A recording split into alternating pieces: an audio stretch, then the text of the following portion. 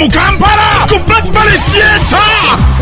Banna Kampala kye mwatusaba tukikozeeko kamenu kafunye buffet ekivulu akajampuni Afri Talent abalina talent nezubayi family gattako Moti Mbalanguzi Leila Kachapizo Justin Nantume Flavia Mawaji olono gattako Kadongo Kamumasasi Olukaga Hasani Nduga Kibijigiri Kaziwe Kapo Sebare Matia Luima Harriet Sanyu Nabitaka Jackie Kizito Adibu Yono olono gamantako sika jampuni Pro Max akajampuni I-15 Saturday Rumu Easter Sunday Billy na Easter Monday Billy ku Batbale Theatre VIP mtwalo 10 ordinary mitwalo ena kati akajampuni kabayagala ku Batbale Theatre nga goli ludawa biwagidwa Chabasa Pharma PBS Telefina Movit Products Hardware World Luba Properties Delta TV tukole Delight Media oro ne kitegekebwa Kibaya Pro ne Barunya Promotions. Owa timu yonna sigiyise naye oluseke lukusumbuwa oli naye ayagala kunkuba luseke n'engambo no yabeera n'akasawo ka ssente bulungi nnyo gwe winiyimirira lekera ebintu by'ekisiro omukulu kati zino z'oyambala ate nojjamu naye okubye Alexander McQueen $800 omusajja w'embizi yo yakuwadde ssente QC yampadde ssente ze sisobola kuzeegaanira wano QC yazimpadde aye mulidde embizi ya mwana oyo bannaye yo tugiridde ne tuli muswamwe basoke tubizingeko soke tubizingeko omwezi gwe tulimu gwa swawu tuli mu kisiibo. How are you? Wini success ng'ogeze bina baba kimugamba neyo munda ng'olese ku bina ebyabanga bintu social media manager we yampa omulimu ebiseera ebyo Don yalina social media manager Don yaŋŋamba yali nze yali social media manager we neŋŋamba baayawukana ate nenamba naye nagiteekako linnya lyo kati nga ndowooza ye yali mu kwogera gw'oyogera nange waliwo abaali baagala eyo bakolera nantwalayo ne mbakolera ng'ate bagaba ssente ngawe kambakolereyo kano akaleero nesigadde naalirakusegeera ekino ekyano okirabye nayitakakusibeko ng'okeyisizza wano kati eneebala mwana gwera beriye kusumbuwa gwenno nsumbuwa bambi awo kimala ise kale wadde wano abadde alina giisa kati idea alina giisa eno baasi neyambuka ng'eyo weeyise wansi neyambuse ndowooza ogiraba bulijjo njagala kubuuza omuntu wagamba mbu omuwala alinga soda aba ategeeza oyo omuwala alinga soda nti obeera tobola ku mikolo buli wamu obeerawo nze kati mirundi emeka gyonsanze ku mikolo ani yagamba nti olinga soda sendi kula njaga kati gwe ngejo oli mukwano gwo yagamba alinga soda we namulaba nga alinga soda ndowooza yali akulaba alaba waliwo nti awe watabukira ennyo nga opostinga nnyo ku Twitter ndowooza kyekyo kye yali ategeeza waliwo yaŋŋamba ngu kiba kitegeeza wano oba wa yero kati nga njagala ondabe soda ki kati nze mmanyi kyova nayambadde n'akadresi akampi nga njagala oŋŋambe nti kati wano weeru wano waddugavu producer ndowooza kati omwana mukwate yenna sendi nja kimubuuza ku Saturday atunnyonnyole yali ategeeza ki bwe yagamba nti olinga soda yimukamu tulabe asigenda kuyimuka omwana oli yakuba akafaananyi ku bina tugamba naye nenga baba it was a bad photo ne bina ku sidde nenye naye mayi mugaba teriko abala bali bakola mbadde ngamba nti ya bina wali eri ya brown teri ya brown mpoza abazungu amabina gonna ga black amabina ga Wini success bina yali ya black ngabo oli mu Facebook tekisoboka tewali ali perfect n'eri lyokkuku enase lyange liddugavu kuliko n'obutolototto era njagala kumanya waliyo gye bawakisingira ebbina nitwaleyo libeere smooth waliwo alikwatako omukyala alikwatako naye basajja balikwatako nani manyimu abatukwatako bemma mwegatta mukola mutya anti ze bankwatako eryange gwe bbawo tomukwatako nga mwegatta ku bbina lye nga ndyagaza ki Romance ya mwenganzi. Omanye mwakati kanawe? Nozo. Ane gombili gogonda. Wale basajja bagenda mu gym. Ngabakaluba. Wejikaluba. Nange ngenda mu gym. Naye sigenda yo kukaluba. Oyino. Ekiga oloza wachi abakazi bayita abasajja nti baby. Ekikwasa baby oyina kubanga ogonda. Hey. Nze nkuyita baby ngompa sente. Oba baby. Atandise. Oba baby. Niyo batompa sente. Ekya baby kyo kijirawo. Cash. Money. Okay. Tujeko tutandike oba tugende mu maaso. Kati bijja yomba mutandikire wo wachate mujjako mutandike. We have ads to play and then we proceed with Evelyn Mike MC. Mike. Why do you call yourself Evelyn Mike? Why did you say Evelyn? Evelyn. Wagatisigala Evelyn. Why toyagala liri okay bwaliwo Evelyn lago. Nga toyagala okyesembereze. Asali nako kwekyo nno. Ne just kati najjanga Evelyn MC. Ninjagala nja okenoko kubalala. Abasinga ba MC kati njagala bera Mike. Okay. Chikola mu difference. Okay. Tugenda ko mbulanka malo kukuba omusajja ono oluseke atera okubaamu ne sente za kissi then tukomewo tutandike. Tugenda kuba tuwogera sente.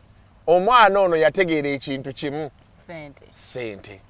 Nakulabye ogamba ninake nakanyiza naawe. Nakalima. Abantu gye tukyala ne batuwa ebijanjaalo.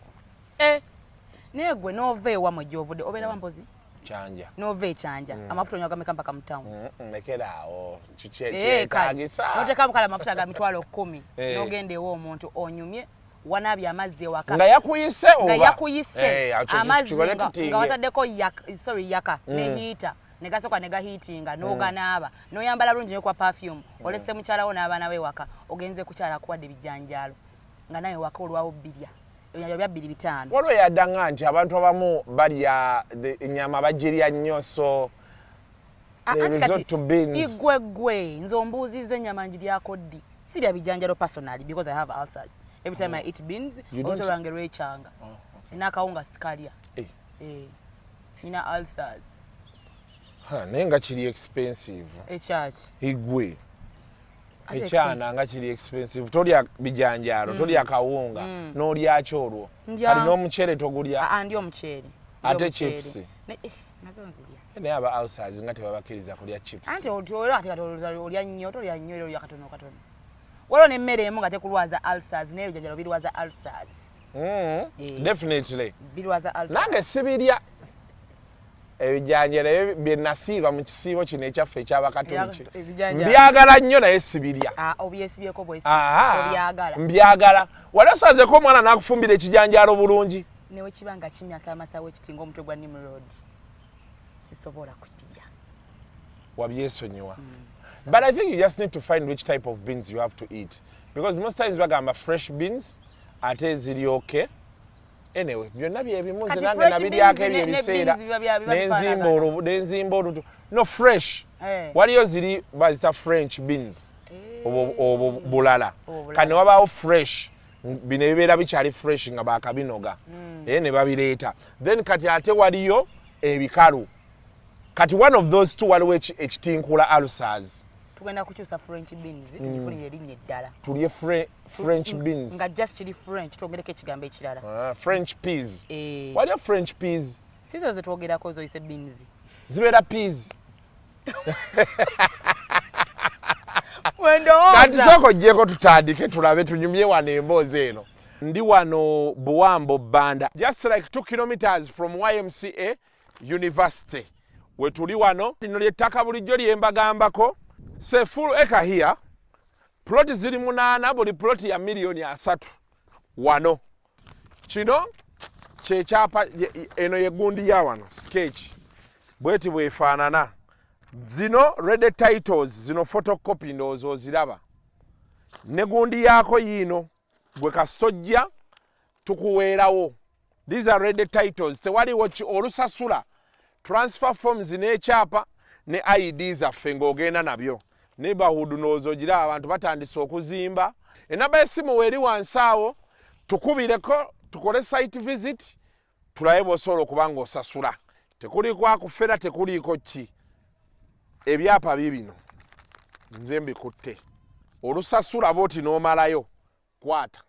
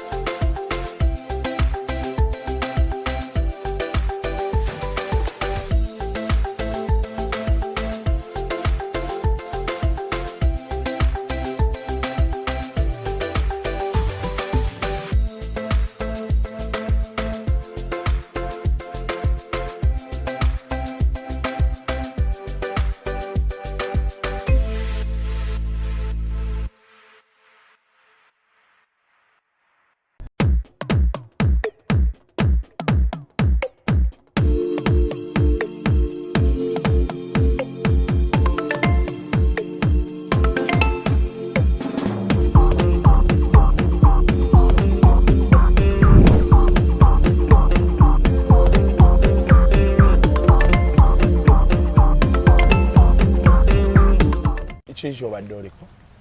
Produce oli kuchecho. Simanyi owunga. Linda ko tutandike. Asagala kubusa gundi. So welcome to yet another edition of Kasuku Live. Onako lwayo tusinzide wano mu Kampala Serena Gardens. Mbadde ndudde okujja otuula wano. Natuulangawo nga tukyakola ku Spark. Naye twasoka ne twegoba n'abasajja wano. Nemba vuma buvumi. Nemba gamba tukolera agakaani mukolera agakaani. Mutugana tyokutuula wano naye omusajja gwe navuma ntumanyi tufuuka ba mukwano nga buli wansanga mbuuza do you want to sit kade kino nekiterera lwakuba ne wadde time abantu baali bayitiridde babloga bonna nga bava gye bavudde ne bajja ne bakola ki ate kade waliwo etwakolanga neisima complaint nga ziva waggulu eyo bannaayo omusajja aleekaana nomugamba boss tukendezeemu nakendera ogera mu dakiika 2 azzeeyo ne kaye kyekimu ne junior kyekimu aba bantu basatu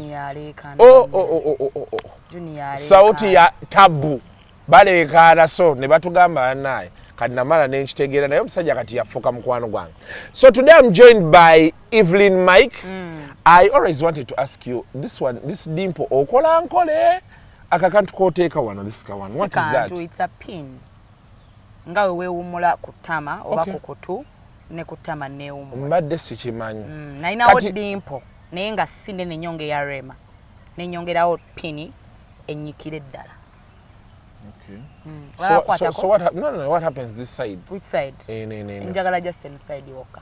Eno dimpo yeno teyajja. Eno teyajja. Okay. So you're one dimpled. I'm one dimpled. But do people really like dimples? Yeah, they do. I personally like dimples. Okay, no, okay, bantu bagamba bintu esinga abakazi bye mukola mubikolera basajja. Do men like dimples? They do. Men love dimples. So abadawo ne begomba bobwala bo ku Instagram nga wina bu dimples nagenda ku YouTube nagamba girls with dimples, sexy girls with dimples. Kola kwato bikola tulina budde. Naye abana babikola. Obudde obukola ki? Obugenda ku YouTube no googling ko ku buntu nga dimples, sexy bodies, bupono, olaba pono. Obintu byo biyigirawo. Sa pono. Ate kati nze nkyali mu level eyiga. Kyogamba byolina byo wakomako. Banga lyembaddewo kati ebintu byemmanyi obimanyi. Kasuku wali ebintu ebipya. Kati gwe byolina bya old generation. Kati generation eyaffe empya tulina obuntu. Nekwataako nayo Kim naye katingachi ne Kim mwekwate kajja kuingiza katingachi egundi ogimanyi eche eve mabega seri je mumanye ya buli jombo dog style waliwo endala obu bikubuzabuzizamu kyova nkugambe made nkulinda omaleyo ntegeero bakyoyogera nkitegeera wa ofuna b'okipackaginga ne mmanyi oba kyoyo bag okay tujja kukyogera after here. So waliwo styles empya ezajja nga tetuzimanyi ne leero waliwo eyafulumya nga togimanyi. Roast chicken njimanyi. Ate wilbaro zabeerawo Buddha Pamo, George of the Jungle, Bat Style, ezo zonna zi Russian rollers nyingi zibaddewo ezo. Kati olaba Mera njagala nnyo. Bae ku nsonga ezo okimanyi muno omuntu atalina ssente tosobola kufuna style ongezo. For example kasuku bato ina ssente nze zo style so azikkolera. Nzija n'engwawo roasted chicken. Nembeera awo paka owulira ng'okooye n'ogenda. So is it sometimes it is deliberate, women do it deliberately. Oli najja noga nti akawala tekalina kye kamanyi. Kumbe manyi. Alaba toyina ssente. Ngolwaki mba nkumalirako obudde bwange. Lwaki nkumalirako styles zange. Kwegamba bisachi wange gwe namala nga nkola nga njiga ngenze mu bannange nebuziza ku volunteer nebuziza kwani bupya ki obuli eyo. Gwe ng'olyawo ng'omalira budde. N'okubeera mu Uganda nayo kati ndabe is a full-time job. Just being in Uganda nga tetunnakola mirimu gye tukola. Kuba kati abakazi ssebo ogambye omukazi ajja n'agwawo bugwi bwaki. Omalirize ky'oyagala. Naye kati awo abakazi, there's sometime you posted about the dates. You said, how does someone come to a date, then no more 50K? It got mixed reactions. Personally, of course, the modern girls abawala b'ennaku zino, I usually advise them nti omusajja olina omukyekingirawo n'omubuuza olina ssente. Kati lwakuba nti abawala abasinga bo balowooza nti bw'obuuza nti tulina ssente bagenda lowooza oli malaaya. Njagala osooke okidifferentiating awo kuba most people said akawala oba keetunda. Kandi tugambiddewo nti keetunda ne tumanya. Yes. Kati abantu kye balina otegeera ekisooka kubanga omanyi bakisaddamu abantu abasinga kubanga nakeberangako ku bantu abasinga be nali mmanyi ng'olaba ddala bano bakulu nnyo ku nze. Nengamba kati bano bali mu generation ndala. Ka generation yedda bekwananga akwata akayinja nakakuba ku baati. Notegera nti kasuku ali manjo akola ki? Ampita ngende. Batambula ngedda ne bave waka ne batambula ne bagenda mu katale. Yeyo laavu yabwe yedda. Ne bazunga. Ne batuula ku luzzi. Ebintu webityo ne bali akugonja. Ne kati eno season yennaku zino. Nina wifi, nina internet. I'm holding an iPhone. I am working. And you're coming to me. What you say, what do you bring on the table? First of all, abasajja abantu bazibwa kubeera nabo. The same way how we are also hard to be with. Nienge kisoka sinze yekwanyi. You've showed interest before I did. Kubanga if I show you interest, sigena teka out demands nyingi. Nebo ondaga interest, olina okundaga nti osobola. Kati mweno generation empya tukwana tutya, tukwanisa sente. Olina okundaga nti you're capable. You'll take me to Dubai for my birthday. You'll take me to Dubai for dinner. Yeah, you're impressing me. Osegede, you will show me you have the capability. Ntino Evelyn jangu ku date. Olaba kati omuntu kukuwe. Nkuba nkwe example yani. Omuntu kimbwa mpita ku date. Sigenda kocha. Katika lugeza omuntu nga talina ssente na kuyita ku date. Olina engeri gy'ogenda okwambalamu. Ronnie gamba Ronnie. Ronnie yo yatukwata. The man doesn't have money. Ronnie bwo mpita ku date. Olaba nga ofanana bwotyo. Sigenda kunyuma nnyo ngenda kwambala ngera avudde waka ngenda kudduka ngule ekyokulya ne kati omuntu nga kasuku nakuita ku Serena akwa kasuku nawe sikiwandi osobola okola ekintu ngekyo ekyaki ekyokumpa sente z'olugoye ku Serena wano anze ni mugumu mukko tosobola kuzimba okufulumya sente nsooka kulabako era ntegedde gwe omuntu nga gwe tosobola kati waliwo abantu nga bo ajagamba what are you going to wear oba nakubuuza this is 500 prepare yourself. Ga Uncle Eddie aina sente ze. Prepare yourself before you come for the date. No gena no preparing no gulolo gwe kwegamba naye kimuyambeko okuba nti no jemuze obere ngoli very smart just in case he meets his colleagues ngomwala gwalise ku date takola ki tamuswaza kale kintu kiyamba. But is that on the first date? On the first date bro woino okundagirawo. Oh wow. Kale kati mba netunze mukama wange nze tagenda kuwa kechi ekiro mba netunze. Okay so let's rewind. So I meet you on the first date nenkweza ka 500 no jacket. You meet me today. Yes. You ask me for my phone number. Yes. And you say can we meet over the weekend? Or when are you free? Yes. So in the long run we are texting meanwhile. Okay, because we are suggesting where to meet, blah blah, what to eat, and also other things. Finding out. Nakugamba, let me send you 500 to prepare yourself for a date. Aba ebisere bisinga abasajja abamu tebetaga bagamba. Kati nze nali ngamba bali be basoko bagamba ati ne mukaba nnyo because omwana akusabye olugwe ne wala abasajja nga teetaga na mugamba kuku. Ana abasajja bapazizze ebbeeyi mu ggwanga lino. Bale mwana bate movement na. Bibe nande ngamba John abasajja bapazizze ebbeeyi wano. Omwala olumukwana kimu ibiri mmotoka. Kimu ibiri nnyumba. awasasudde apartment mu mwezi gumu omwana n'omusala nga wano mu omusajja mwakabeera naye nogayi yakankuwana wiiki 2 nanfunira apartment wane naalya. Some people don't have time. Beeyi Kuko nze nagamba kawo kumpewo nagambako bakiimo nze oba olina ssente tewetaaga kunkwana. Tewetaaga kunkwana as long as you show me that you don't need to say ebyenkwana yedda simanga mwana gwe olabika bulungi simanga I can't live without you simanga Lake Victoria Drive. The moment you see money you get wet. Nanyumyanga nawe Kasuku. Nanyumyanga nawe. Ndabye omuntu gwe nyina okunyumya naye. Oli mukwano gwatidde. Ani? Oyo yasinga n'obukyamu mu nseeno. Ayya! Mwagazi wa sente. Sente azagala nnyo. Bad news. Olati kati obuzibu ennina nti nze njogera ye tayogera. Naye akyasinze okubeera strict ennyo ku bintu ebyo. So for you when you see a guy, how do you determine that this guy has money? Some guys don't actually look money, but they spend the money. Oshitegedde. Kisinza ne ku kifo gyagenda okutwala nze kuko togenda kuntwala musima kupaka last mu date. Kupaka last totuulayo. Ku date. Nsobola okutulayo bino ebya nomo nga tutandise okudatinga, let's buy suppers, we are heading home, bitugenda okulya waka. Naye first date. Mugenda olye waka tofumba. Tofumba. Munaku ki? Monday to Friday? Yes. Nja kusobola kufumba ku Sunday. Rest akola. Wenjo sobola kufumba. Ronyo okiwulidde. Ndasobola abakazi gye bali kati musajja wange oli active. But working means what? Like so I'm going to sit home like this. You because you went to work, you're living in my home, you can't cook. You come back at sawa kangambe 12 emo 23. Onyumize kaba ova ku mulimu. Koko. Nkola okuva ku Monday mpaka ku Friday. I work true. on TV and on radio. That so is true. I wake up like at 3 or 4, latest 4. Ekyo kimanyi nawe wali okera. Nemala nenvaawo ningenda ku radio kati during this period of time sigenda kwebaka. I'm doing research for my radio show. Oshtegera. Nze malina okutuuka ewaka nentula mu ntebe bwenti nensumagira. Because my brain is tired. I've overworked my brain. I am making money. Chigenda kunzijako. So this money you're making, muzigabana n'omusajja. Chigenda kunzijako chiwe ngamba babe, I'm the one buying supper today. Nemba sikugambye ngamba tugende kupaka last nenzijayo gumushitono emitwalo 3 netugula supper. Netugende waka netufumba chai oba amazi agokunywa gali mu fridge netuyemere netwebaka. What is wrong with that? Mukalubya obulamu, mukeera kumata ne mukola. Era you still want to struggle. You struggle at work, you want to struggle at home. Lwaki obobonabona. Chogawa kati bali abalina restaurants bo banakola ddi. When will they work?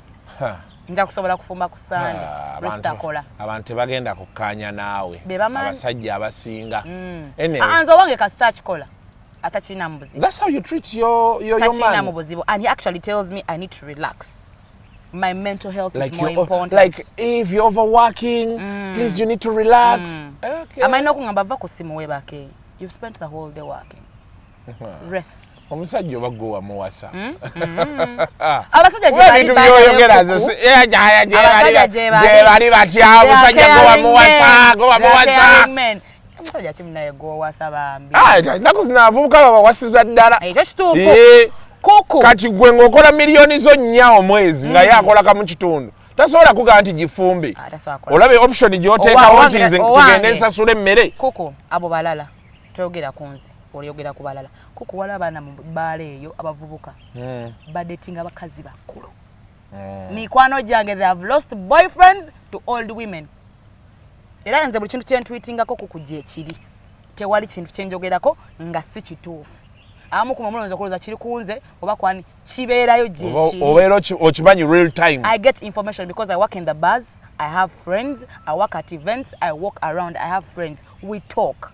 Buli kyenjogerako gye kiri abavubuka mufuse kirali ennaku zino musudeko relationships zamwe zemaze emyaka n'emyaka okuva ku campus mulina bakazi bakulu anti kati omukazi omukulu omanye enjawulo ye kyayina kankuwulire ngo defending abavubuka no siba defense sidating anko omukazi mukulu actually mukazi yansinga bukulu yeah but the difference is when I get you and maybe we are age mates or I'm older than you, the things you're saying you can't say you don't cook at home. What happens when this guy wants to eat a nice meal after a very long day? And you say tugende kupaka last tugule ebyokulya. Yo si long meal. Oshitegeera. Long meal eva ku gwe. Kambuze. Ejjiko ogikubye wali emmere gy'ebumbujja bw'eti owulira olidde emmere ya mukyala wo ogiwulira mu lubuto. Bwembanga simanyi kufumba nga pakala tewali muntu asobola kubeerawo nga tamanyi kufumba mukazi. Yo why bwembanga sikufumbidde ogenda kufa. Ngambe nja kusobola kufumba ku ssaani. Anti kati bashuga mami we bajjiramu. Omanyi wajjiramu. Anti wuliriza, you know what the older woman does? There are things about kati kiringa bw'olaba today infidelity an older man. The first line of leverage for him against any younger man is money. So you're sure the money has to do what? It has to come. Kali n'omukazi ono omukulu waliwo ebintu by'omanyi nti tagenda kunkubira tagenda kunsaba kino tagenda kuŋŋamba nti ate sasula ennyumba ate era simusuubiramu kufumba. Tagenda kukubira. Yes. Relationship z'abaana ziweddewo zitya masimu kubakubira sawa mwenda where are you at I need you home I told you okay bring my car ositegeera abo kati si bashuga mami abo bakazi abo just bakazi bafunye sente nga bamasavu bashuga mami abagala attention abagala sexual touch abo gye bali ositegeera gye bali nga yo omwana yamuteka mu nsimbize kubanga wamwagalira wamufunira. Okay, but then okay, the line is drawn.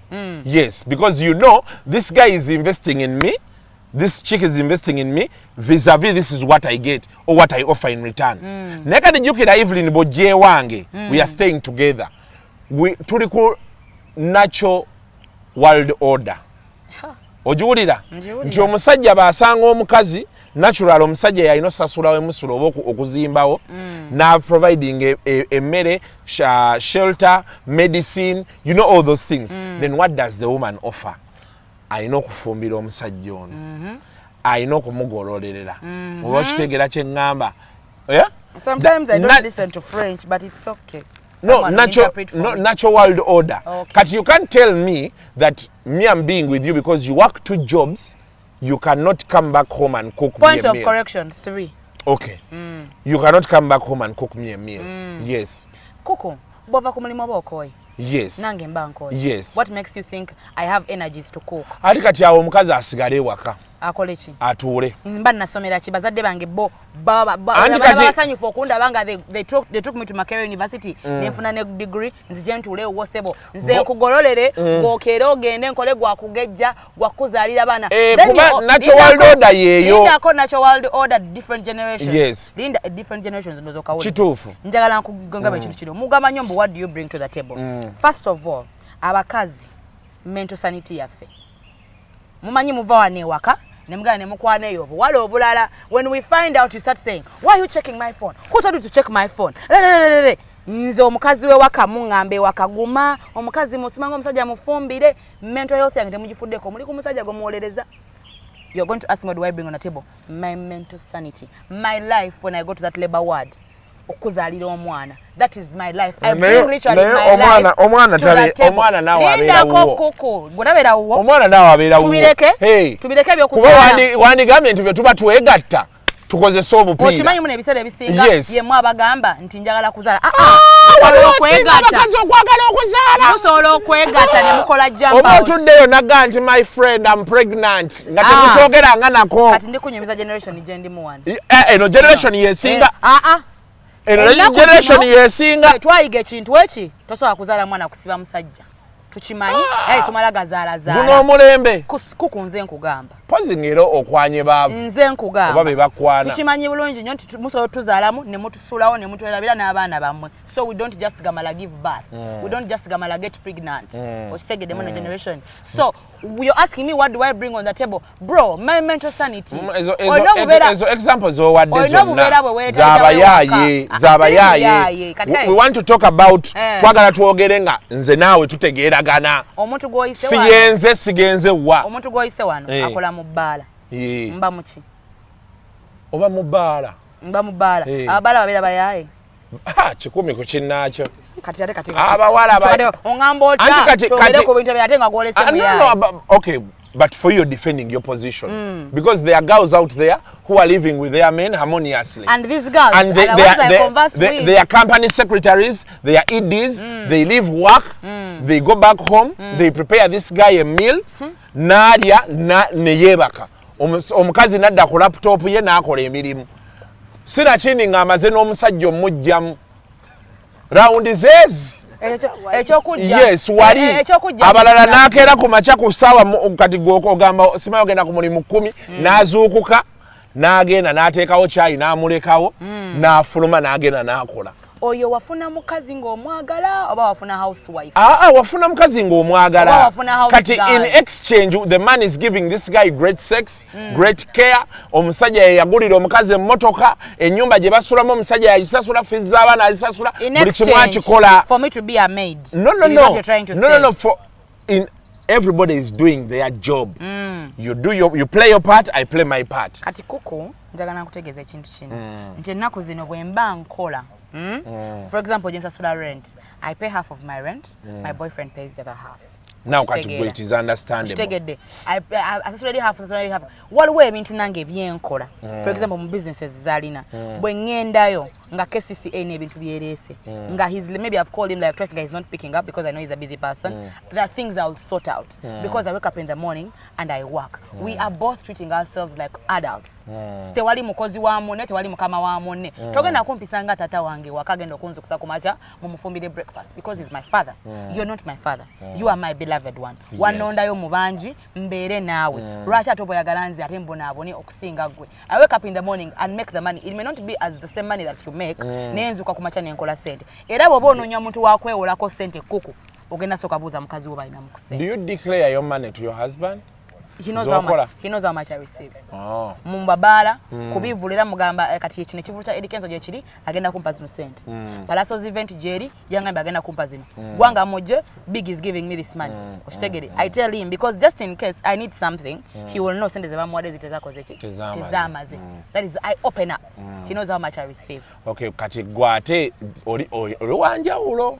Kati ola ekyo kyonnyonnyola kye tulina ate okunnyonnyola abawala abasinga kuba problemu gye tulina abawala abanaku ate nga bamanyiira okitegedde kye nkugamba clearly nange today kati nga bwe nkunnyonnyodde eri emabega nkugambye nti if the man is playing his role asasula fees z'abaana mulya munywa buli kimu you expected to do what naye nga boolaba abazungu bwe bakola tujja ku mmeeza omukazi bw'aba alina kya contributing financially wano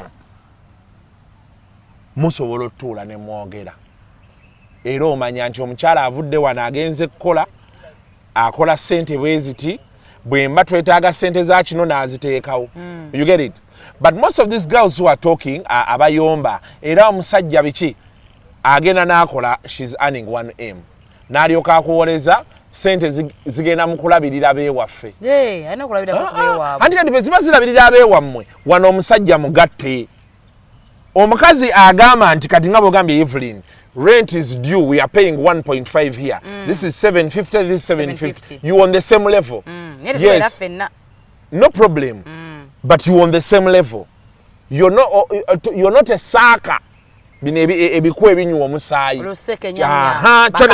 kyone kitwala nga luseke luveeko toluyingira nnyo mukwano oluseke teruba mu family owetegeera I think at some point we needed to have such discussions especially for the modern generation ya kakati nti abasajja bedde ensonga ki baagaananga omukazi okukola nga mugatuula ewaka buli kimu nkikole ki era nga buli kimu akikola omukazi n'abeerawo nga buli kimu akikola ki akifuna beba mmere egenda waabwe ng'ekkirira oba okitegeera kati bwe twatandika omwenkanonkano guno okujja twapushinga nnyo abakazi ne tutapushinga basajja tetunnyonnyodde mukazi ono nti as you sowa ogenda waggulu this man here is the head of this home what do you do what does he do there are women who are earning 6 million a month nga tasobola sasula fees nga ziba zize zagenda Dubai na mikwano gye 6 million nga sente ze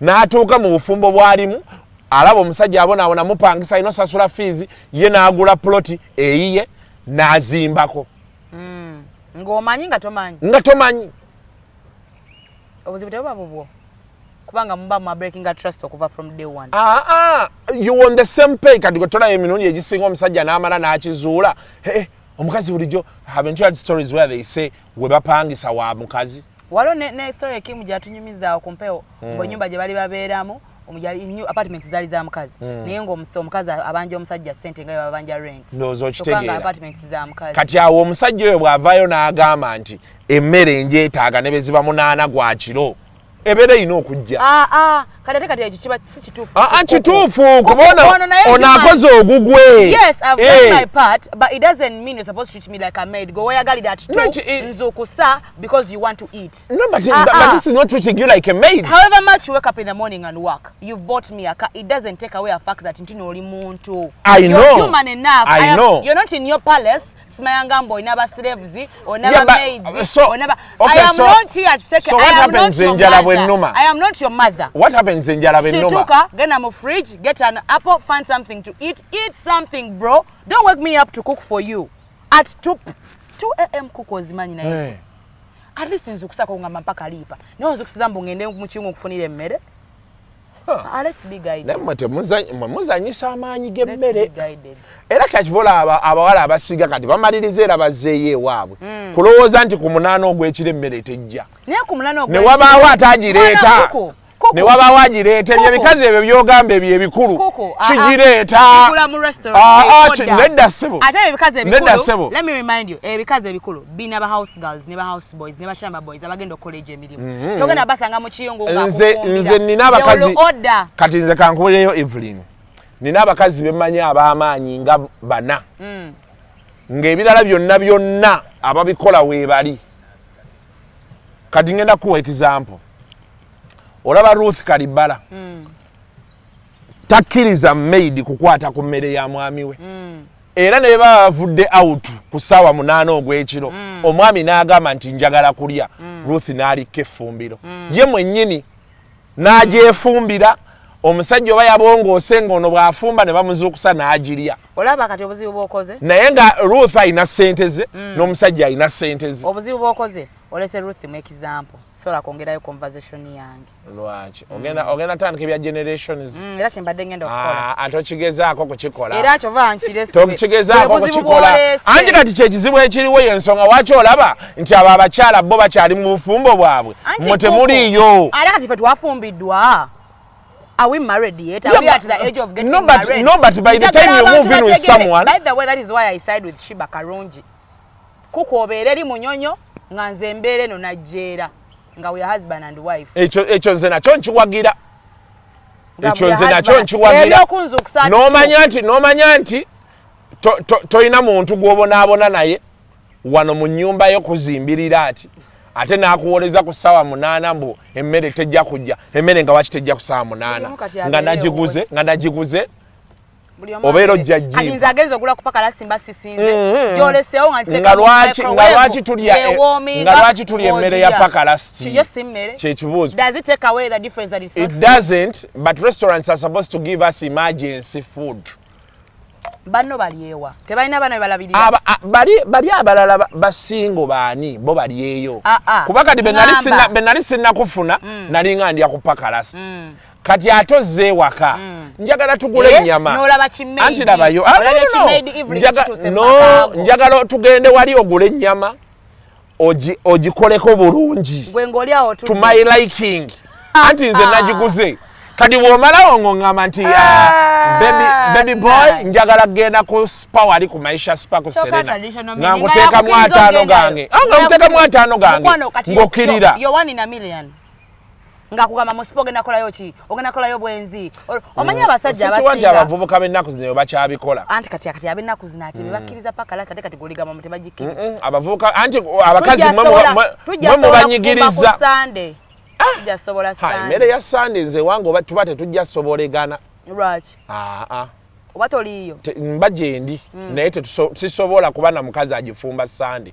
Ekyo nze nkikubuulirira. Oyagala agifumba buli kanako? On a daily. Bw'ema njagadde. What time does she come back home? Yeah, she comes back like at 7 or 6. Yes. Okay, nze olwakuba nti luckily nze sirya kyaggulo waka. Okitegeera. Oli ku diet? No, siri ku diet. But when essaawa z'enkomawo mbeera nalidde. Era bwe nkomawo ne bambuuza olinayo ky'oyagala ekyokunywa nti bampe caayi. Caayi nga bamumpa. No, by the way, by default kirungi support giveeko. Don't do it. I know what you're trying to do. Don't do it. Don't do it. Tochigeza no chikola. Sapa yo. Togeza. Eba nonji naliko ku diet yao ngaja ku losing weight. And one of the things was not to eat supper. Kati bobo chikola chiba chirungi. Ene anti kali ata abantu abalina ulcers abasinga tebasobola kuva ku supper. Okimanye ekyo. Nze kati we mandide bulungi packaged very well. Mandide breakfast yange bulungi ne lunch. Evening nenywayo ko yogurt. Oba chi milkshake. Plain yogurt. Milkshake alimu calories mungi. Plain yogurt. Oba nende yoko. Ambaroni. Ochulide plain yogurt. Nakugamba. Noddamu ebyekisiru. Kali nozo okiwulidde wano. Omugamba gula plain yogurt mbwa wali wono. Ali flavor. Ngamugulira gwe. Hey. Roni kireke. Koko tukyamwagala. Kali nozo zemu n'okiwulira. Ogendako mu gym. Of course. When and when. Ngendayo. When yagalidde. Okay, don't do that. Please. Don't. Tawadde musajja. Omukulu litojo n'agamba Nimrod. Genda yogere ne banno eri bakasuku. Mbwagenda yogere ne banne bakasuku. Kaninjagala okwebuuza. Naye litojjo mugambe nina bwino we. Njagala okwebuuza. Siri munne wa Nimrod. Nimrod muli ba mikwano batya. Nimrod kati atalina level wadi. Nimrod alina Jenkins. Ogitegeera. Enembozo bezemu Jenkins. Sigiriimo. Jenkins oli omusajja wa Samadize yafa Kawooya. Baina bali wokka. Oshegedde. Kati beba senior elephant. Kati fere tubeera baby elephant. So litojjo bw'oba ogezaako okunsindiikiriza tonsuula nnyo eri mba Nimrod. Baby elephant bali bamuyita buluzungu. Yenyani. Bamuyita. Simanyi bayita baby elephant. Ronnie, a young of an elephant is called what? Atokugolinga sebo. Onokubanga okimanyi. A young of an elephant is called calf. What? Nga wa cow. Oh, wow. Kati segeza obera elephant obera nga cow. Mbera calf, anti elephant oba cow, kati bali cow. Fe calf.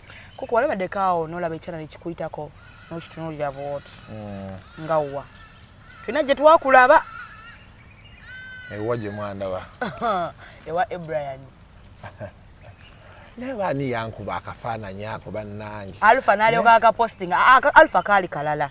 Alpha kali kawa. Naye it was intentional kuba omuwala oyo omulaba yasoka na. Nakugamba tunulayo. No, omuwala oyo yasoka naze. Nali ntudde kati nga olaba wano nga bali wali. Nasoka ne yeezinya ogusooka. Eyo emmeeza gye yaliko yali kumpi n'eyaba Bad Black. Ndoza balaba nga ntunuddeyo. Kino ekimugamba beera ng'ogendagendawo nga betulikodinga. Naye omuwala teyali mu mpale. Nga yambadde lugoye lwe. Yazinanga. Video saabukulaga. Oyo omwana yazinanga n'akola atya? Neka video kayina? Nina ka video. N'akola biri bye wakola ku show y'oli omwana. Biki bye nakola? Ate sikati yo yayambuka waggulu beeti ekiteeteeyi. Nsambala ngako sikati. Gundi ka patra. Teka yambuka waggulu just ye yali wansi. Kali we kati original. Echi. Awe yakubira kyali bwe kiti original. Just ye yali wansi n'akwata no view no wansi kwegamba naye najjayo kya. The view from below. Ne kyali yagala yakifuna namuyambako. Nze byanyumira ebyekifana. Koko byakunyumira ebintu ebyo byagala nnyo. Saabifunamu buzibu.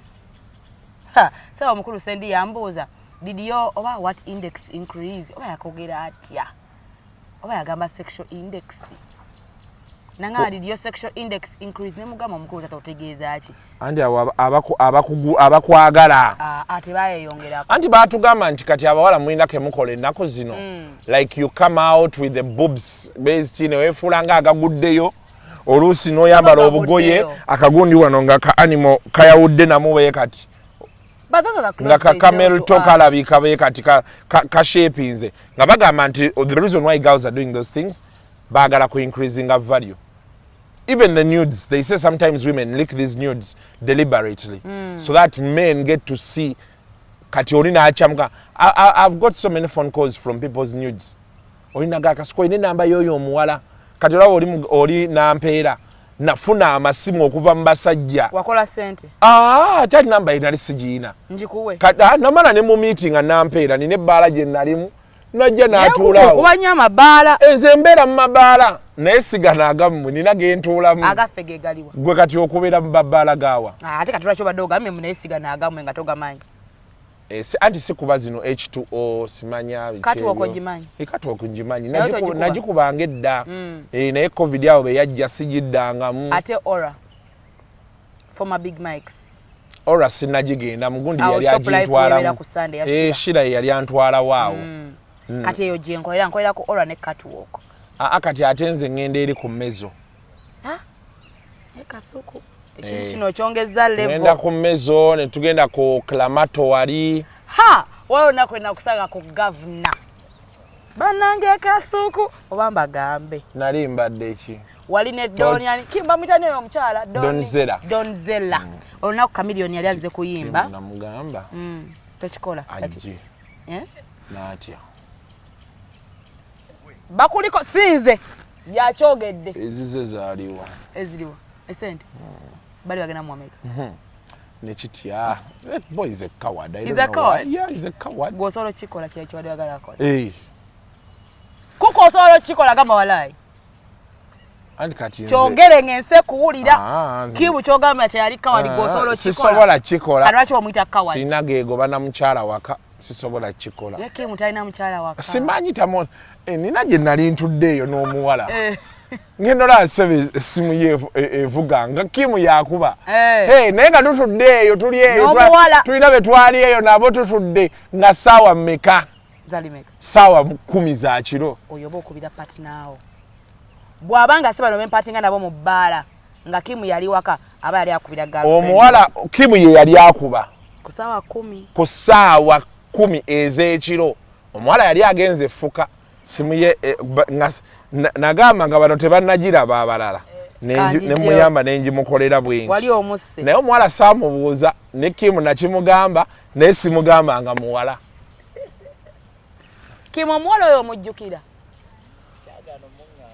simumugambangako sijja sijja so kati tusooke tuddeyo wali ku kya ssente tulina gye twadde tusookedde eri ku ddeeti nga tetunnaba kugenda eno njagala tuddeyo wali so omuwala gw'olowooza okwekwana kuno kwandibadde nga kutambulira ku ssente period time so for you okay now let me ask you Evelyn if a guy came and walked up to you and said hi Evelyn you're looking good can I have your number n'ogimuwa munfaawo nagamba you have this million tunaawuliziganya omulundi gwe muddako meeting oba omujjamu bujja basi mujja abakyalina bingi ebyokukola kati awo wembadde njagala tusokusingira ddala so even with this 1 million that is trying to impress you 1 million does what? Well, it can buy you a good dress, some nice shoes. Nosigazawo n'ataano g'olyako. Gendyako. Mu Uganda wano ataano gakutwalira ennaku mmeka?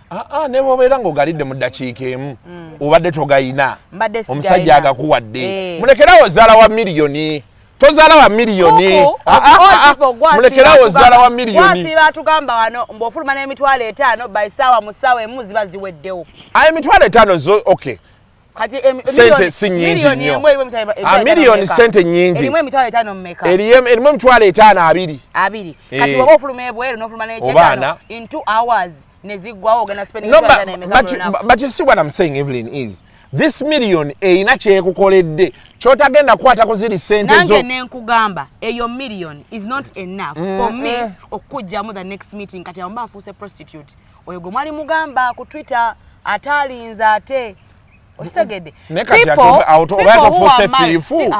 ofuse thief goyagala ki oyagala thief bobonda bangandi thief the door is open in fact waliwo eyo mu maaso neye emabega you can choose which door you want to use the front door or the back door. So this guy comes and approaches you. So as you discuss here, okay, akusanze Tuesday, you agree on a date for like Friday or Saturday. So here as you discuss, bichi, hi, how did you sleep, bichi, omwereza ya uko bufananyi. Musa no bufananyi. No like lero nyambadde bwenti. Yes, now like you take a picture of yourself here, your mvako mulimu mfananye benti. Anti kati awo you're creating rapport. Ata ano gali kwe gava. Kuba sente tetulina buzibu nazigaba naye obuzibu bwe tufunye ennaku zino. Gwe sente oyagala ozifune nga totaddeewo embeera eraga nti omusajja ono anaalya. You need to know I have an Instagram page, I have a Snapchat page that is very active. Any minute, any day, I am Snapchatting. Kati awo olina okulabira nyambadde ntya nkola ki. So how does it, so at what point does it get personal for you? To do what? To feel like, okay, now this That's guy... why I said a relationship has 3 things. Money, time, and honesty. Money, time, and honesty. Okay, the challenge we have these days is, I'm not so sure that if I invest this money in you, you're going to be honest with me. It is okay for me to go 6 months. Kano kamanyi. Mujaye go fuwa olugalo. Kubanga si buli muwala nti ate ogenda sanga muwala nga Evelyn nti kati yaye alabika okubanga muyaye nenga simu yaye. Mwino yigo fuwa olugalo. Kubanga buli kimu kirimu try and error, ne business erimu try and error. YouTube yo wagenda ogitandika lolo zegenda kola mpaka kweri kwa zine sawa. Aha. Oyina okugezesa bwe kigaana ng'onoonya omulala. Kati nga gwe wano nakutaddemu dda zino zonna. Anti ozirina.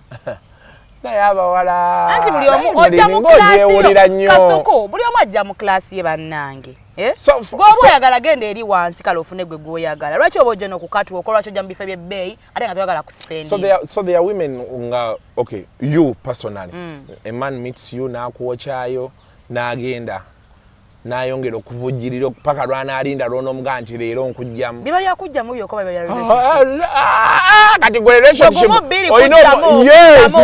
Yes, the intention is that. Be clear. Waliwo ababajjamu nga tebabawadde na ssente. Be clear, come and say njagala kunzijamu. Kyekukolako kye win success, I like your body, njagala kunzijamu. Kyekyoka. I don't want a relationship with you. Nange nkitegeere, muli mutima ngambe ndi kulya sente za kasuku. Naye kyagala kiri eki nsalewo. Onzijukiza whether ndekeraawo oba onzijukiza win success. Agala kuba kwa bufaananyi. Lumumba ntuddeeyo n'omusajja wange omu. Nali nnyumya n'oyo omuwala. Kiro oyo. Win success. Nga tulina we tutudde. Ekiro? No, nali n'omuvubuka oyo mukwano gwange. Tunyumya ebintu byaffe ebyekisiru. Kati story kibi. Ntugeyeza. Vuka n'akaana ngamba onyumya n'ani. Okwaza no win success tomumanyi nti. Kimala. Tewabuuza bibuuzo birala. Toyongera kunyumya naye. Muno wamulemesa bwotyo. Ze nali nyumiza gwe bagamba nti kimala toyongera. Okay, kati awo tukomaawo. Tugende maaso. Naye byadda nnyo. Gatwakava mu COVID. Byadda. Twabadde ku show wano ngamba bakimu bazadde bange balina family gye balina tugenda ku mikolo bayita the family of engineers.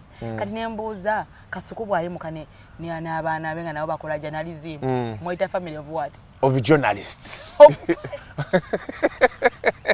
The family of journalists. Tochigeza. Togeza. Andi kangambe twayogedde. Mwagambye mbu family of what? Parrots. Parrots could be okay. Nye kasuku is not okay. No, family of journalists. Wenasooka owulira erinnya lyo kasuku, ekintu kyanzira muto kimanyi. Wenabba sukaali wa anti wange yali omugagga edda yalina kasuku. Kasuku nandopa ze nice kimanyi nti obwata buloopa. So that is what I do. Oloopa. So bwe nkulaba ngwe cover. Kati gwate be nkusanga era kati nkugambirawo. Ntingenda kwogera. Ngenda gamba Kimu nkulabyeko wano. Ate obuzibu bw'olina bw'otogamba mbuno kati bw'ongamba Kimu aye togamba Kimu bwe buzibu bw'olina kasuku. Kati ate ngamba bw'ojja wano mu kamera oyogera bwogezi. Era mbadde ngamba Kimu wuli wali. Era ogamba mu kamera nti Kimu nkugamba omuwala namusanze. Era nze wenakulaba abeera jjajjiraba. Wenakulaba ku gavana. Ne weekweka. Saakubuuza na making sure sikutunula nako ate nga mwali wano nga ffe tuli wano. Mwatwana ku chair by the way. Daginais gye yatwala. Na making sure sikulaba ko tondaba. Yali atandise no polota awo. Daginais. Mga Daginais ono gozola batayagala nnyo naye mbozi. Kasuku. Oyo mwana atunda mbozi obulamu bwe. Kasuku. Soko ove ku embozi. Tuli bachali. Nze Kimu ne Win. Bwobeere eyo goza naffe twagala ku ssente. Sante mmamuza anti kati ekizibu ekiri. Twagala zilizo wayitira Kim, twagala sente nga ziri genuine nga bwe zofuna. Ni agamye nti zefuna zezo. Omanyi kyoba nange ndi kubya Kim.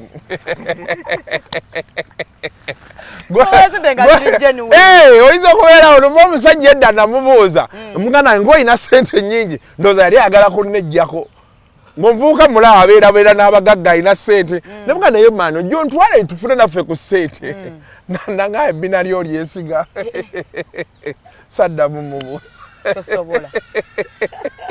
kati g'oyinza okuba oli awo omwana n'akwokya ekibuuzo nti amaanyi go geesiga nkutwale interview tekalubye molowooza ekalubye naye abaana mwekaza nenjagala abaana abali ebisiike nga Kim wabayita wabeewo omusajja omu bw'ati abayitemu luutu bonna abawala kwesiriwaza omaye osanga omuwala kosuku nga mulungi ne bagamba oyo abami tebasala naye gundi yali atandise kampeyini eyo ono kudu Kudu Isaac owa Fun Factory.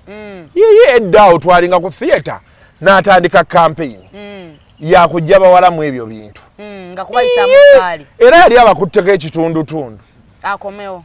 Naye simanyi we yakoma. Afuneyo ne banna. Akuba kati anti ate statistics zazze ne baga sirimu ali ate eyo mungi. Ate sirimu yafunika yaki. Bagambye sirimu ali mu bantu abo namba ziri high. Nga bamufunye batya. Chestamanyi nange. Naddala abakazi. Do you see any blood friction somewhere there? I don't know. Naddala abakazi. Choka otayako bu video ku internet. Sibulabangako. Shia. Nze siraba bintu. Tena ko YouTube otabe search gundiyo. Is this the only phone you have? Yo kaje nina. No, tosa kwa kore ne simu. Endala ekola mirimu gya company. Kati yo yesinga dala okubera. Ate kuli. Koko. Tekuli. Swear to God. I swear to God. On whose life? Ate ekyo mbeera nsaakinga maani yo yiyo giraba zizo saaki zonna gwe noonya awali pono obuzibu buli weno wansi byediriitinga webirwawo byediriitinga te kati nyinza okuba ndaba pono nembaga kumaca wano sinnamulabako nyina bagayi benerabako wano mu bbaala nali eno waggulu omanyi katooka erya betrays nali eno waggulu nga bo bali wano wansi nga bali kulaba lesbians naye sirimu eyo mungi bwe bagambye ndi kunoonya omusayi we guyita naye sirabawo simanyi nange bwe kijja omuwala wuuno ali mugundi mu oba taso nga lesbian oba yali si lesbian yandaba I know she works there yaŋŋamba kati kankulage wano olaba status ziizo ozirabye actually kankulage wano kasuka okola olugambo ne mu medicine watuukayo dda nze mba n'abantu bange kati how we had posted that naŋŋamba mpola oyinza okukwana ani lesbian kati wano most lesbians are living a positive life ndowooza okirabye naye nga wali omugambye ekiwali biibi awo we have got instances where a person has banged a lesbian thinking negative kumbe she's not when they tested the second line wasn't clear so he thought he was negative nagira boiro bibyo era bibyo bagambye yaŋŋamba HIV ni Kampala ali ku 5.7%. But mostly in adolescents kati mwabagende waba sugar mami muvude mu relationships zammwe ez'emyaka n'emyaka muvude campus mutobye muyise mu bingi sugar mami najja nakugulira Subaru n'omujjamu naye nga balina okubanga yagenda ofuuka lesbian ng'olwedde yali mulwadde nga yavaayo eno naye mulwadde kuba nzamusawo friction wa musaayi simanyi bintu ebyo I don't know exactly how they work nakyazaako wano omuwala nagayo mabaala abawala beekwana ne kati gw'obiraba babeererayo ddala eyo ne beekwana awo n'ogamba oba kati tulinako anyway wali obaddekawo nga kompetita w'omuwala ate nga akusinga ne ssente omusajja ng'onkwana naye nga kompetita w'omuwala nga naye ankwana naye nga akusinga ne ssente anti kyakiva wali nkugambye nti abasajja ennaku zino baagala bo n'omugjamu n'agenda kuba kati eno time gy'omala ng'otambuza bino byonna kati ogenda okizuula kiri eyo what happens but next? But they are honest people, don't give up. I don't think there are people who are you know mugendeko mu byalo lwaki mwesibye mu Kampala baadhi mu byalo ewali abakazi abalungi gye bali tetujja beerayo ate kati mu byalo n'ozungangayo buliddi grenade yabagamba gendayo malayo omwezi gwogo oba weeks 2 ng'okola ki omwana nga very honest ebyo byagala sibanga waking up at 2 ng'ajja waking up at 2 akufumbire ne wano e Kampala byerabire. Now I think Evelyn, the biggest challenge with girls in Kampala today is honesty. Tewali honesty. Because I know very many men who are willing, Evelyn, nga bali willing okuteekamu million nebeziba 5. As long as you're honest nti tuli ku page yemu. Same page. Ne problem eriwo. This guy is going to come and it's what killed the whole dating space. Guy agenda kujja akukwane kati nga bogambye akusanze ebyemisa ekyegolo kiri akukati woko. Gyokolera ne ku aura. Kati kora ate lwosalawo nti bakaita aura. Bulijjo nkaita aura. Naye bulijjo nonyo mudasolo okampula nasingira obulungi.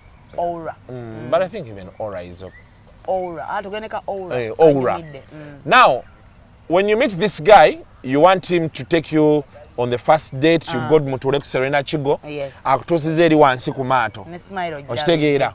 Oba kale akutadde ku lyato. You know those boats there. Akujjeyo akututte ku Pineapple Bay oba Banana Bay.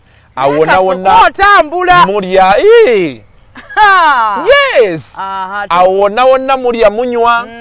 Ne muvaayo. Nomugamba nti nabeera gentleman. Naga, you know, I think you're tired because now he's trying to impress you. Yes. Naga nti I think you're tired. Katusasule wano ku Serena Chigo.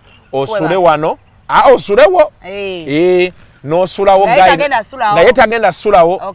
Kuba ayagala akulage nti amidst everything. I'm not after that. Ekyokwegatta si kyekikulu. Nenga kibeera kati ekibeeramu kati gwe n'otandika n'onyumiza banno bannange naye omanyi nti gayo ono fala oye habona bye banyumya naga nti banaye omanyi nti fala antuteyo yonna he only gave me a kiss, he wouldn't even touch my thigh, nansasulira room n'agenda. Nenga gayo nayagala akulage nti ekintu kino gye kiraga njagala kiwanvuwe. Not just this and that. The next time you meet, he calls you like the next day, hey, wasuze bulungi bichichi, nakuwerezayo 5. Nti funa uba ekujjaawo ekutwalewa n'ogamba banno bannayinza ono simulabangako. Musiru. Olwokuba manyidde bano abakwabula. Oba okitegeera. Kati as you go on yogenda n'otandika okukaaba ebizibu. Siina ssente za rent. Maama wange mulwadde. Byonna n'akulaga nti abikola ki? Abikola. N'olowooza the guy is just stupid. And that's where the biggest problem has come from. Sometimes, you go back to your boyfriend akavu. Sometimes I want to defend my gender. Ngasita wawemba defending. Kati omwami ngoyo. Yetaaga buli kimu. They need all the love in life. Oyo mwami abayagala future nawe. Wala bintu ebimu koko. Wotuka n'ogamba ne kati kino kankiveeko. Let me take this path. Exactly. Kati omusajja ngoyo taba musiru by the way. Wala basajja by the way nga ye. Akimanya bawala bena kuzomagala nnyo ssente. Nenga naye ayagala relationship erichi. Eri long lasting. And agezaako ye nga ye. Abami ennaku temukyamanyi kukwana. Temukyakumanyi va ku bino mbuzima nga nze obajja ne ssente. Sijja kukaluliza mbeera. Naye temukyamanyi ddala kukwana. Because you people have made it about the money. So everywhere people are talking about money. Leave alone the money. Neochiwanga it's not about the money. Temukyamanyi kukwana. Okwana but those sweet words and all that stuff. Abantu beda bimutera kuwa ko reference. Batata bafenge gye bakwana mama bafe. Temukyamanyi kukwana. Chovola bakati ebiseera ebisinga naffe twagala sente kuba katogenda kujja ngambe kiku. Okwana abasajja bamanyi. Tebamanyi. Problem yo keriwo. Anti olaba every gwenkwana mu No. What I'm saying is this. Okukwana kuli directly proportionate to someone who loves you. Today, Evelyn, like you've said, when you love a guy, never janga mwavu. When your heart is with him, he's not. Okay, you didn't say that. But okay, for most girls, this is what they say. When they meet a guy they like, nga yeye amwagala. Si musajja kumwagala. Nga yeye ayagadde omusajja. Ne babeera nga basula mu karumu kamwajja kuba naye. Yes. era kati oyo omusajja ne bajja n'agamba naye Evelyn, you're the apple of my eye, wamize ku malusu waliddeka obeera owulira bipiano gamba naye this guy is caring nakubuuza did you breathe? Don't be mistaken if you're out there, wake up in the morning muno mufocho mugamba walidde ku malusu sima ku bichi mugambe I've sent for Cafe Javas, tag your location, send me your pin, but delivering a breakfast to you. No, that is okay. Ebyo naye byangu. No problem. Abantu babiweereza. Ate Cafe Javas wamekawo ebiri kitundu. Breakfast. Yes, the breakfast is 31,000. Okay, but the difference is 6,000. They deliver it where you are. So if someone on transport. Of course. Kati roughly zibanga 50,000. Ye emitwalo 5 tegiweddeewo. Kale katugambe nti giweddewo. Kati emitwalo 5 on average Uganda nira solo zikuteekamu. Problem yokka weeri weewali. Nti bino byonna omusajja abikukolera gwe nolowooza nti musiru. Ate ne wabaawo ate akuliira ku bwereere. Kino notalaba nti ono kyakola kyamaanyi. Omwana yavaayo n'agamba nti mutuwa ssente zammwe mutuwe 10 onompa akakadde nesitakuwaako nompa omukaga nesitakuwaako ate nenzijjamu owa 2,000 n'atampadde ne mujjamu. Sometimes my agenda is hard to understand naye nze bottom line money. You want the money because I make the money. So me I cannot make money nga I don't have money otandika okundraininga buli kaseera simanga babe sina sente mpaayo wololololo ate waliyo n'abawala abato abateeka ssente mu basajja bakikole bwe tosobola teeka ssente mu musajja sijja ddiya nenkwe kumi zange ngongambe ogenda zinziriza oba olina zinziriza ozibanja sizibanja naye ze nyina we zinzigwako nkugamba nakwayo 10 zange kuko mbadde nsaba ozinziriza njagala kuzikozesa. Anyway, we are going to wait for you in the comment section. Or Tuvulire, what do you think about the discussion we've had here? I've always wanted to pick your mind on some of those things you post. And I hope I'll be Yakobo mchalo no nonya ako hosting because you agreed with the beans.